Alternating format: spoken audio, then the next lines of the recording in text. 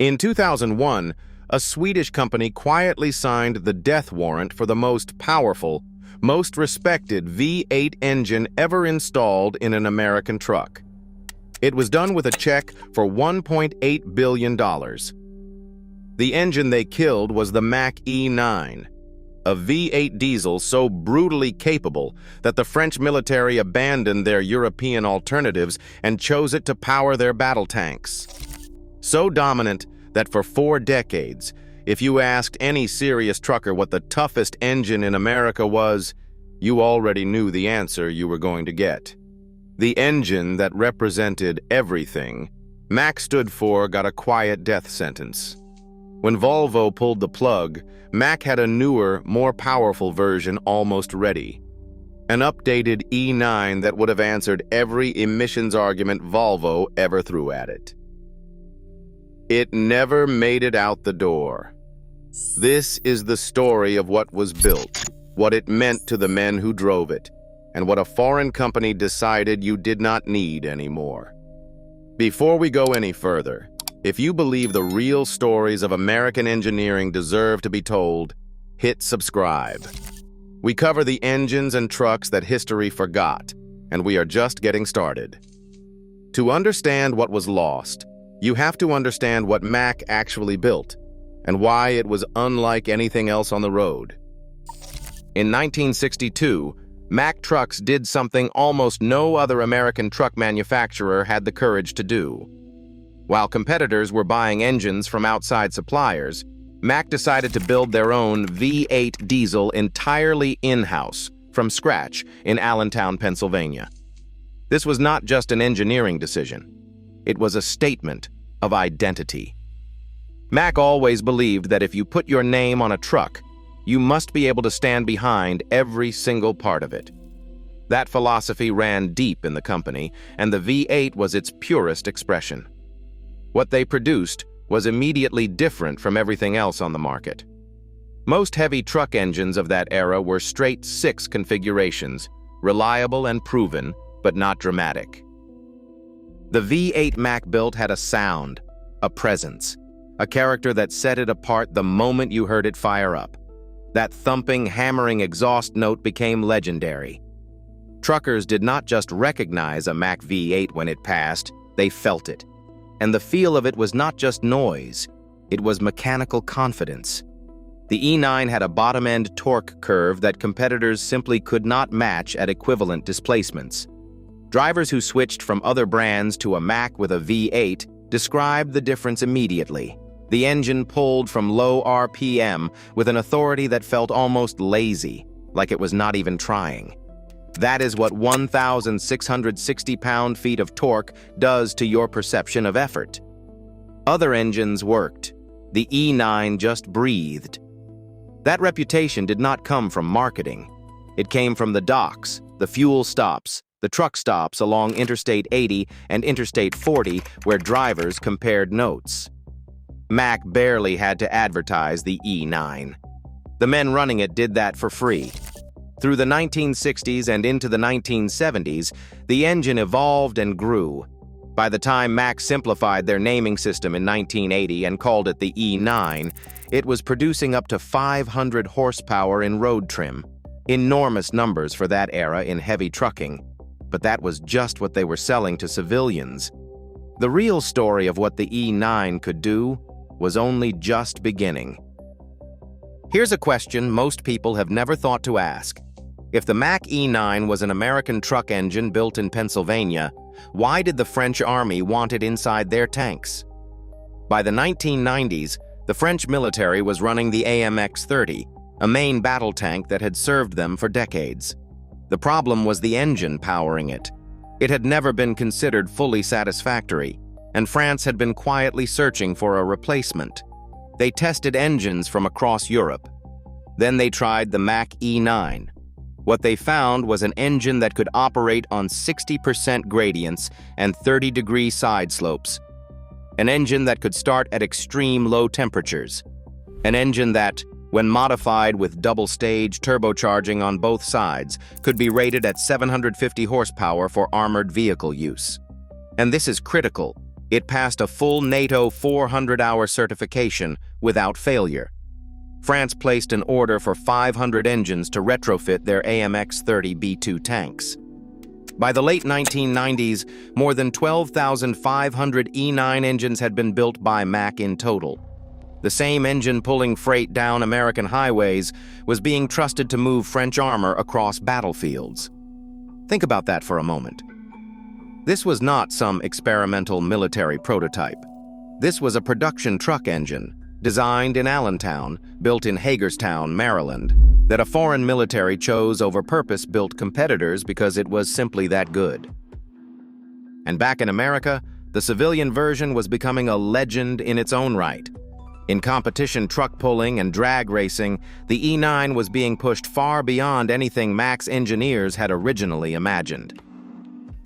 A 1984 Mack superliner called the Buckeye Bulldog, running a modified E9, was reliably producing over 2,500 horsepower.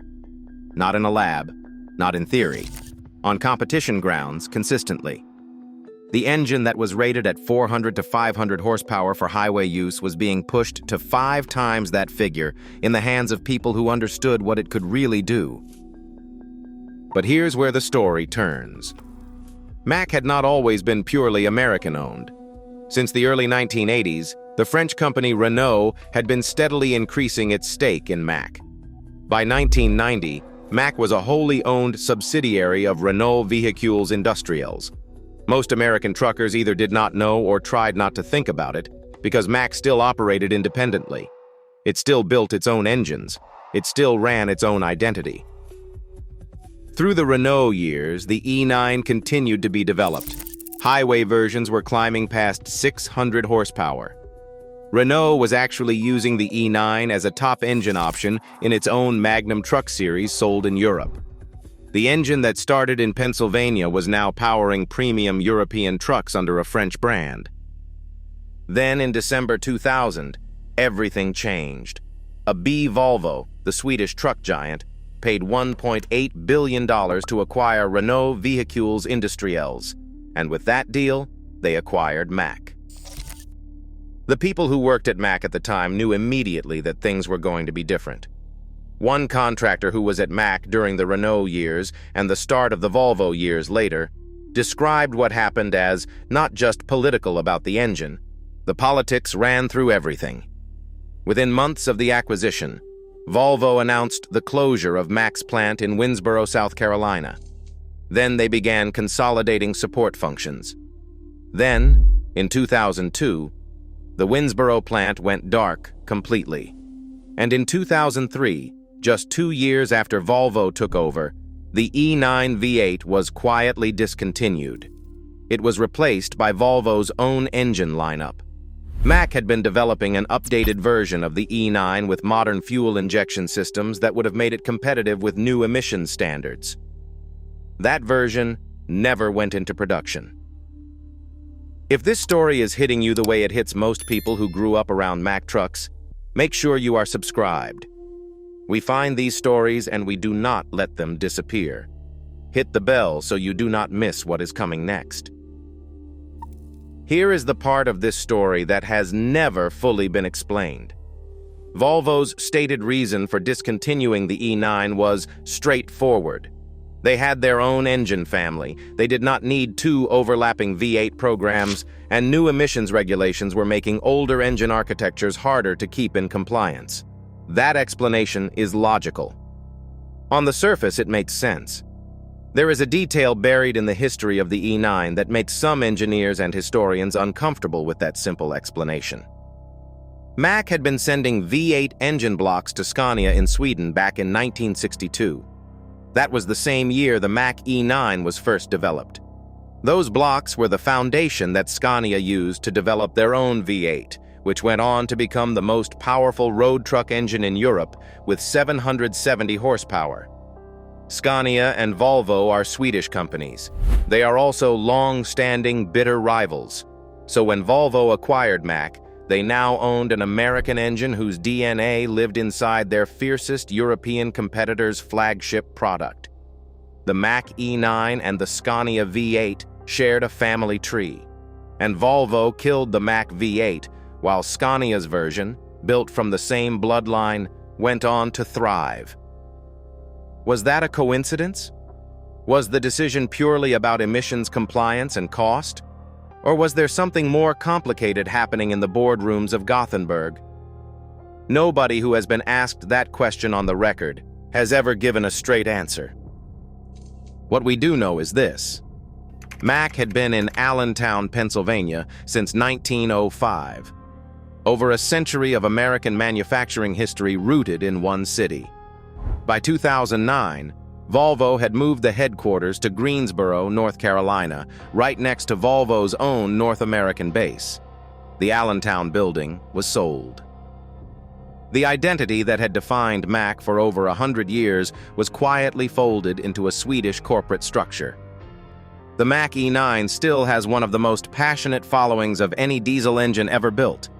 Men who drove them will not stop talking about that sound. Modified versions still show up at truck pulls, making power numbers that would embarrass purpose-built competition engines. The French military trusted it more than their own European alternatives. And somewhere, an updated version of that engine was almost ready. More power, cleaner emissions, a future. It never got the chance. That's the thing about American manufacturing history. The stories that matter most are rarely the ones that get the headlines. They are the ones about what was built, what it meant to the people who built it and drove it, and what got taken away before its time. The Mack E9, built in America, proven in battle, killed in a boardroom. If you want to see more stories like this, engines and trucks that history has tried to forget, subscribe if you have not already, and leave a comment below telling me which engine you think deserves its story told next. Your suggestions actually shape what we cover on this channel. We'll see you in the next one.